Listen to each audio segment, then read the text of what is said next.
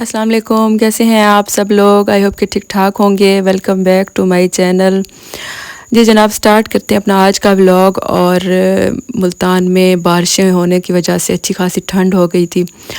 और जनाब कुछ दिन पहले तो अच्छी खासी गर्मी हो गई थी।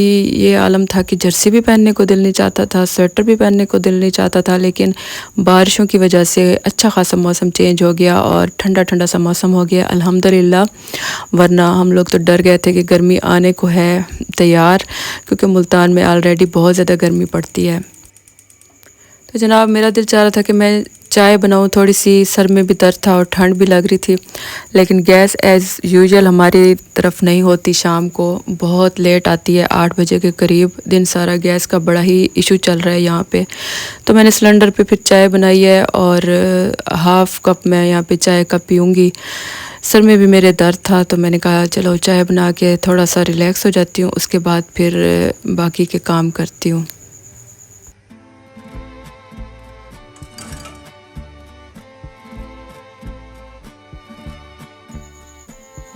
अच्छा, गैस आ गई थी जनाब 8 बजे के करीब, और 8 से 10 तक हमारी गैस घर में रहती है। उसके बाद फिर से ख़त्म हो जाती है। तो इन 2 घंटों में ना मेरा डेली का एक ना एक टारगेट होता है कि मैं कुछ ना कुछ बना लूँ रमज़ान के हवाले से और फ्रीज़ कर दूँ।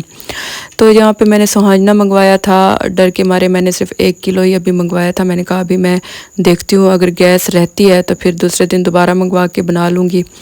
तो शुक्र अल्हम्दुलिल्लाह कि एक तो मेरा ये चीज़ डन हो गई थी, बॉयल हो गया था अच्छे से सुहाना। इसको मैंने बॉयल कर दिया था गैस पे, और अब मैं इसको अच्छे से छान लूँगी और हाथों से मसल के ना इसका सारा पानी मैं निकाल दूँगी, ताकि इसका जितना भी कड़वापन है वो सारा दूर हो जाए।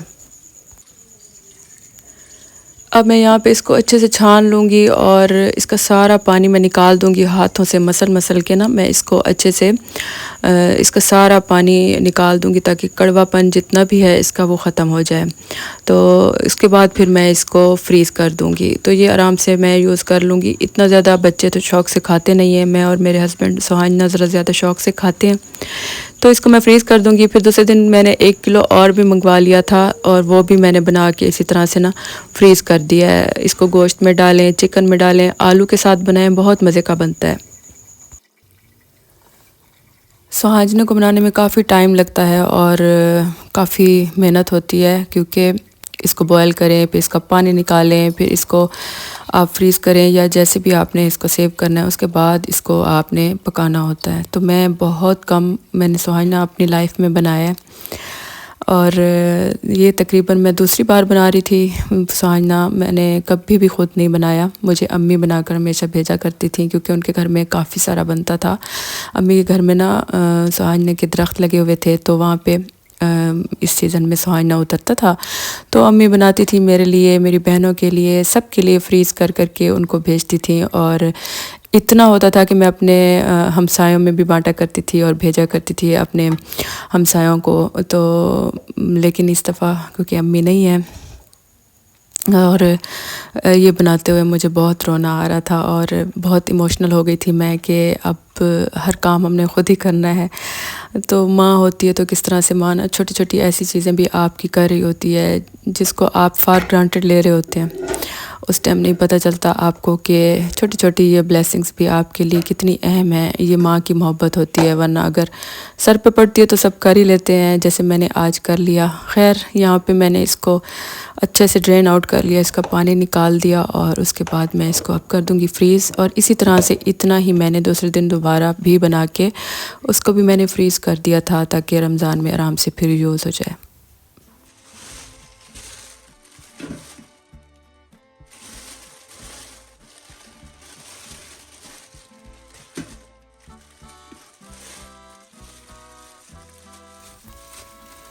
अच्छा, मैं जेज़ब गई थी तो वहाँ से मैंने कीमा लिया था और गोश्त लिया था, और वहाँ पे बहुत अच्छा और فریش قیمہ اور گوشت مل جاتا ہے، اور مجھے باہر سے بالکل بھی لینے کو دل نہیں چاہتا جب سے میں نے چیزب سے لینا شروع کیا ہے۔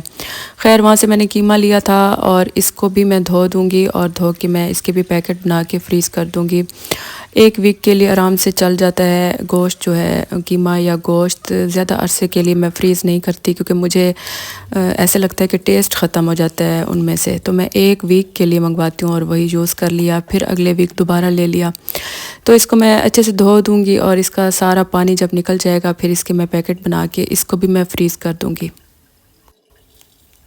اچھا، کچھ لوگ قیمے کو دھوتے نہیں ہیں اور اسی طرح سے اس کو یوز کر لیتے ہیں، پکا لیتے ہیں، لیکن میں اس کو لازمی دھوتی ہوں، اور اس کا اچھے سے پانی جب نکل جائے گا اس کے بعد پھر میں اس کو فریز کر دوں گی۔ اس کے بعد جناب یہاں پہ گوشت ہے، اور یہ بھی میں دھوتی ہوں، اس کو دھو کے اس کے بھی میں جتنے پیکٹ بنے گے بنا کے اپنے حساب سے، جتنا بچے میرے کھاتے ہیں اور گھر میں جتنا یوز ہوتا ہے اس کو بھی میں فریز کر دیتی ہوں۔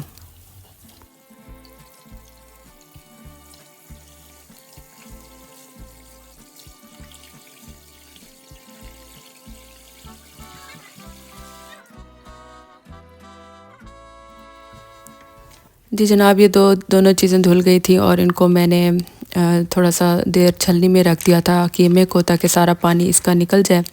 اب اس کو میں زپ لاک بیگ میں ڈال کے پیکٹ بنا کے فریزر میں ڈال دوں گی، تاکہ آرام سے میں یوز کر لوں۔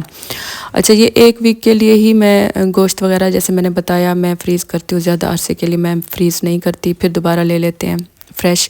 تو اس کو میں اتنا ہی فریز کروں گی جتنا مجھے ایک ویک کے لیے چاہیے ہوگا۔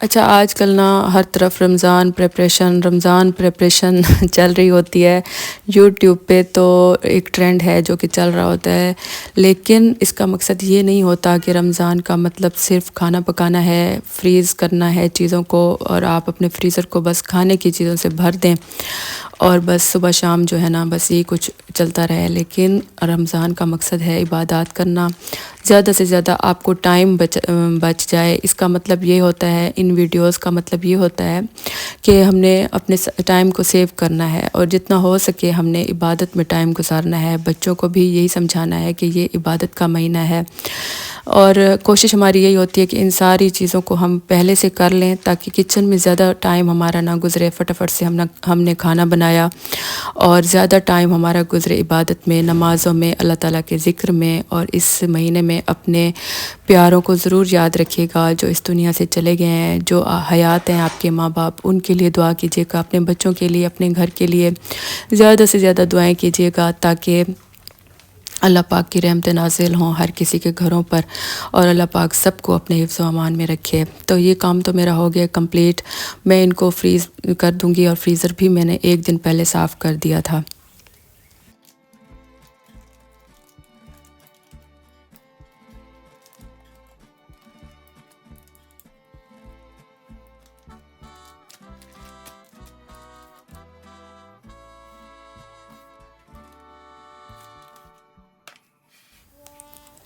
یہاں پہ گوشت بھی میں نے اسی طرح سے زپ لاک بیگ میں ڈال دینا ہے، اور اس کو بھی میں فریز کر دوں گی۔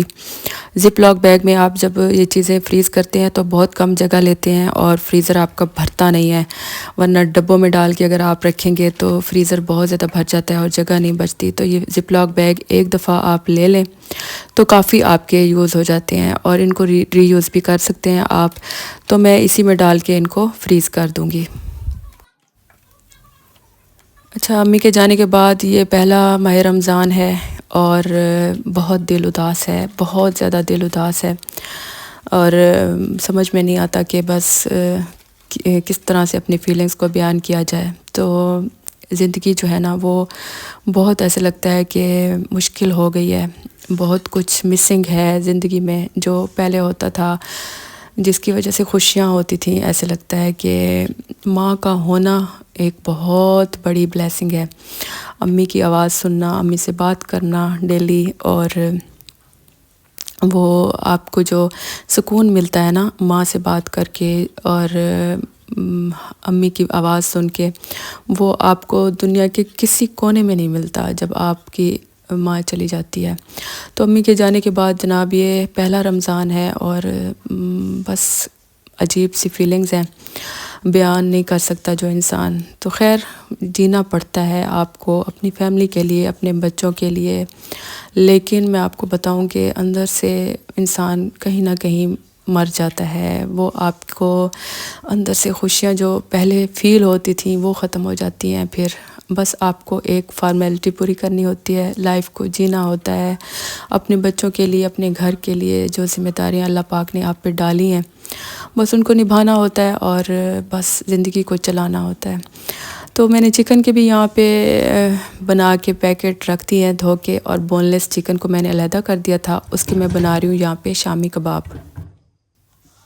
اچھا، شامی کباب کے لیے میں علیحدہ چیزوں کو بالکل بھی بوائل نہیں کرتی، ساری چیزوں کو میں ایک ساتھ ڈال دیتی ہوں. بون لیس چکن کو میں نے ڈال دیا ہے، ساتھ میں میں نے 2 آلو کاٹ کے چھوٹے والے چھیل کے دھو کے وہ ڈال دیے ہیں، اور ساتھ میں نے لہسن اور تھوڑا سا پیاز ڈالا ہے، اور چنے کی دال میں نے بھگو کے رکھی ہوئی تھی 1 کپ کے قریب، وہ بھی میں نے اس میں شامل کر دی ہے. اب شام کو 8 بجے آپ کو پتہ ہے میری گیس آتی ہے، تو میں اس ٹائم اس کو چڑھاؤں گی اور 1 گھنٹے میں تقریباً یہ کمپلیٹ ہو جائے گا.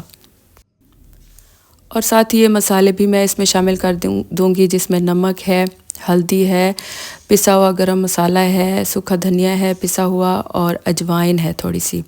یہ ساری چیزیں ڈالوں گی. ہری مرچیں ڈالوں گی، ہرا دھنیا میرے پاس ابھی فی الحال نہیں تھا، وہ بھی اگر ہو تو وہ بھی شامل کر دیں. اس کے علاوہ میں بھول گئی تھی کسوری میتھی ڈالنا، وہ بھی میں نے بعد میں پھر اس میں شامل کر دی تھی. ساری چیزیں میں ایک ساتھ ڈال کے اس میں پانی ڈال کے اس کو ہلکی آنچ میں چڑھا دوں گی، اور اس کے بعد دیکھیں 1 گھنٹے کے اندر ہمارے شامی کباب اس طرح سے تیار ہو جاتے ہیں. بس جی، اب اس کو میں ہلکا سا پیس لوں گی اور اس کے کباب بنا لوں گی. میں اس کے اندر انڈا کبھی بھی شامل نہیں کرتی، مجھے عجیب سی اسمیل آتی ہے انڈے کی. جب میں فرائی کروں گی تو اس کو انڈے کے ساتھ، میں انڈے کی کوٹنگ کے ساتھ اس کو فرائی کروں گی. اور میں نے یہاں پہ رات کو ان کو ساروں کو شامی کباب بنا کے اور ان کو میں نے فریز کر دیا تھا. صبح میں نے نکال کے ان کو بھی زپ لاک بیگ میں اب میں ڈال کے فریز کر دوں گی. یہ بھی کام میرا ڈن ہو گیا ہے. یہاں پہ بچے میرے چکن کے شامی کباب ہی شوق سے کھاتے ہیں، اسی لیے میں چکن کے ہی بناتی ہوں. تو جناب رات کو جب میرے گھر میں 8 بجے سے 10 بجے تک گیس آتی ہے تو یہ سارے کام میں ڈیلی روٹین کے میں نے ایک نہ ایک ٹارگٹ رکھا ہوتا ہے جو میں کر لیتی ہوں، اور الحمدللہ آہستہ آہستہ رمضان کی تیاری بھی کمپلیٹ ہو رہی ہے. اب یہاں پہ تھوڑی سی چکن سے میں نے اتنے سارے کباب بنا لیے تھے، 20-25 کے قریب کباب بن گئے تھے جو آرام سے چل جائیں گے. اچھا، میں اکثر بناتی رہتی ہوں شامی کباب، اور اتنے زیادہ میرے گھر میں نہیں شوق سے کھائے جاتے. بس جب مجبوری ہو، بچوں کو کچھ بھی کھانے کو نہ مل رہا ہو تو فریزر میں پڑے ہونے چاہیے تو بچے یوز کر لیتے ہیں. اس کے علاوہ کوئی گیسٹ آ جائیں تو بھی یوز ہو جاتے ہیں، اور سادے چاولوں کے ساتھ میں شامی کباب اکثر فرائی کر لیتی ہوں تو وہ بھی یوز ہو جاتے ہیں. تو خیر بناتی میں ضرور ہوں، اگر بچے کھائیں یا نہ کھائیں فریزر میں ہونے چاہیے شامی کباب. تو یہ پیکٹ بنا کے میں نے ان کو بھی اب میں نے سیٹ کر دیا اور فریز کر دوں گی. اور میں دکھاتی ہوں کیا کیا چیزیں میں نے اب تک کمپلیٹ کر لی ہیں رمضان کے حوالے سے، اور وہ میں آپ کو دکھاتی ہوں.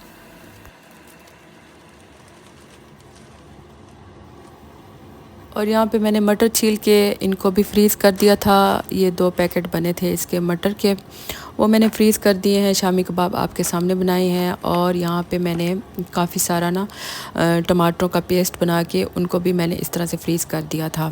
تو ان کو پہلے میں نے ایک ٹرے میں فریز کیا، اور اس کے بعد اس کے میں نے نائف کے ساتھ کٹنگ کر کے اس کو میں نے ایک ڈبے میں ڈال کے رکھ دیا. لیکن یہ ڈبہ بہت زیادہ جگہ لے رہا تھا فریزر میں، تو میں نے سوچا اس کو زپ لاک بیگ میں ڈال کے رکھ دوں. اچھا، آج کل ٹماٹر بہت سستے ہوئے ہیں، تو رمضان میں پھر بہت مہنگے ہو جانے ہیں. تو اسی لیے آپ کوشش کریں کہ زیادہ سے زیادہ ٹماٹروں کا پیسٹ بنا کے اس کو فریز کر دیں، تاکہ آرام سے آپ رمضان میں یوز کرتے رہیں. پھر مہنگے بھی ہو جائیں گے اور ٹائم کی بھی بچت ہو جائے گی. تو میں اور بھی ابھی منگواؤں گی ٹماٹر، لیکن جو میں نے بنائے ہوئے تھے ابھی فریزر میں ان کو بھی میں زپ لاک بیگ میں ڈال کے رکھ رہی ہوں.